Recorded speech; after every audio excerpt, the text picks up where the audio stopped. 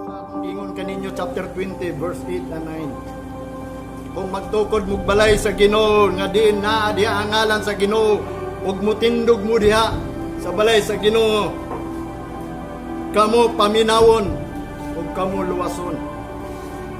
Maninungdan kita paningkamutan nato na diin kita makasulod nining balay sa Ginoo.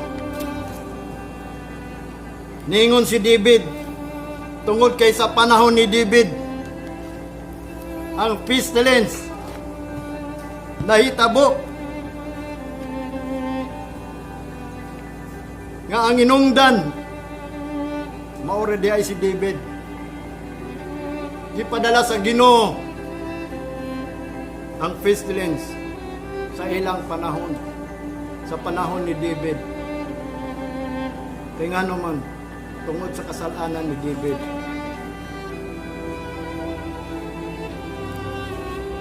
Matod pa sa 2 Samuel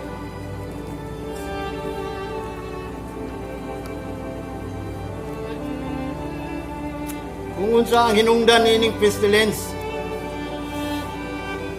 paminawa kong mga magwawali. Luoy kayo ang tao nga sila ang gisilutan, samantalang matod pa ni Jeremiah ang naglapas sa balaod sa Ginoo, ang mga propeta, ang mga priest, ang mga watcher ug ang mga shepherd sa tao.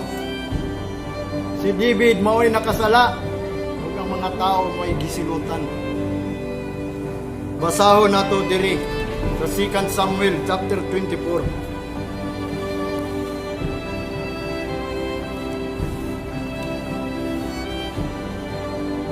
Verse 13 to 17.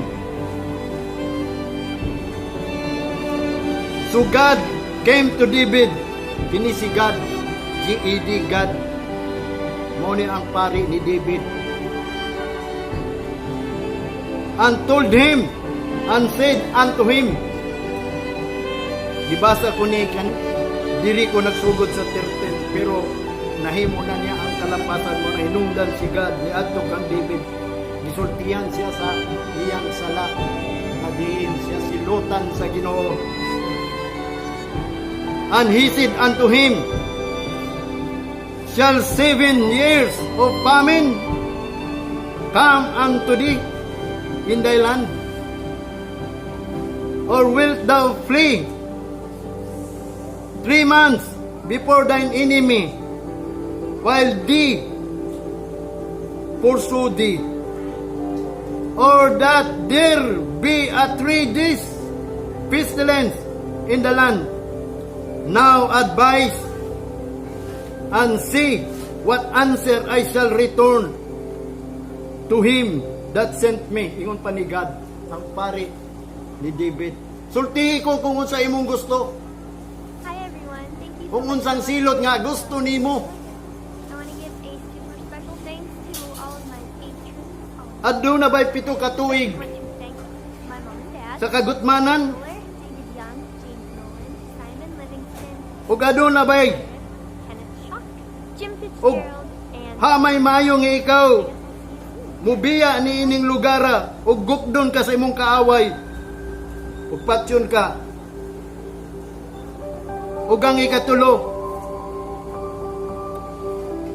ug aduna bay tulo ka adlaw nga kasakitan diha sa imong yuta. Ningon si God, karon sultihan ko ikaw, tubaga ko ay aron akong isulti sa nagsugod kanimo. Unsay gitubag ni David, kay siya nang hunaw sa iyang kaugalingon. And David said unto God, I am in a great threat, ana ako sa dakong hulga. Let us fall now into the hand of the Lord. Matod pa niya, muyugbo kita o nahulog kita sa kamot sa Ginoo. For His mercy are great, and let me not fall into the hands of man. Nga diin matod pa niya, muyukbo ta sa tubangan sa Ginoo. Ug mangayog kaluoy kay dako siya kaluoy. Ug ayaw ko itugot nga diin, patyon ko sa mga tao. So therefore kay mao man ang iyang gipilit. Dili man famine, dili man kanang bukdon siya ron, patyon siya. Sulakton pagkasulti, pestilence ang gihatag sa Ginoo. Verse 15.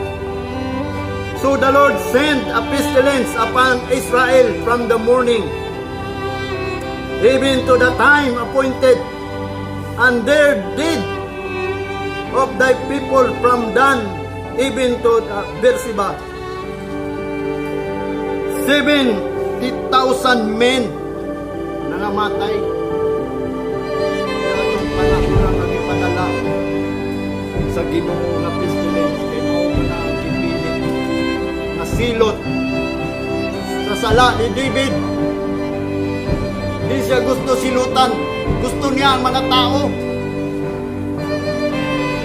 Sa verse 16, and when the angels stretched out his hand upon Jerusalem to destroy it, ug ang mga nulunda ituyod nila ilang mga kamot batok sa mga taga Jerusalem aron paglaglag pinaagi sa pestilence. Ang mga manulunda oy sulubuhon sa Ginoo sa mga tao. O bitaw hinungdan ko kita dunay giingon diri sa pulong sa Ginoo. Kita magkatapos na din ang ngalan sa Ginoo na diri siya nagaingon ibabaw ni ining ato ang gathering. Nagkatapok ang mga manulunda naging kampit ang mga manulunda ining ato ang lugar ay kining lugar. Mao kaniya ang puloy-an sa Ginoo. Kadin mao kaniya ang isubok ang Moses sa mga katawan niya na nagingon siya sa Exodus. Moses, ingna mga tao buhatan ko nilang sanctuary aron makikuban ko kanila. Mao na ang tanan mga kasimbahanan. Mao kana ang sanctuary sa Ginoo. Kada Domingo na munaog ang Ginoo. Munaog siya dito sa lugar nga diin nagakatapok ang mga tao nga nagabuhat sa pagkamatarong. Kay ang iyang kingdom naga-enthrone siya sa pagkamatarong. Mga buhat sa pagkamatarong. Hi Muna everyone. hinungdan si Thank you Jesus so much Christ for ni ani watching diri the sa kalibutan. I wanna Pagkunan give niyang a gisulti. Special thanks to Mao'y all of my unaha ang gingharian sa langit Patreon, ug ang and I iyang especially want to pagkamatarong. thank my mom and dad, Samuel Bueller, Niadtong takna diin ang mga manulunda Michael Bowden, pinaagi sa Kenneth Shock, Jim pestilence. Fitzgerald, and Maria Kraft. ug nakita sa Ginoo. Bye. Matod pa niya dinhi.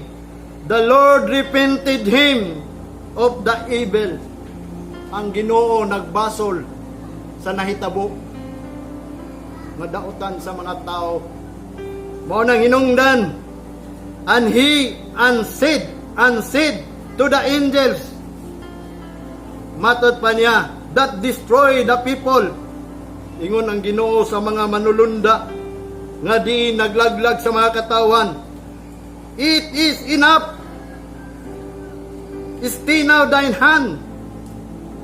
And the angels of the Lord was by the threshing place of Arana and Jebusite. Ang Ginoo nakakita sa nahitabo nga diin ang gibati nila. Diin nangamatay ang mga tao pinaagi sa pestilence. Nga ang meaning sa pestilence nga ato nang nahibawan, epidemic disease nga gitawag nato pandemic. Tungod sa sala ni David kay siya nang hunaw nga dili siya dapat pagapatyon sa mga tao. So therefore ang Ginoo nagsugo sa mga manulunda nga din ang silutan ang mga tao.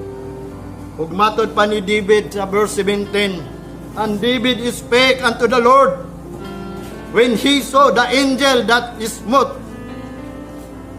the people. Sa diya nga si David nagsulti sa Ginoo kay nakita niya ang mga manulunda miot-ot sa mga tao. Og siya mingon, and he said, Lo. Sa ato pa, naghangyo siya sa Ginoo. Ingon pa niya, I have sinned and I have done wickedly. Siya nakasala og siya nakabuhat og dautan.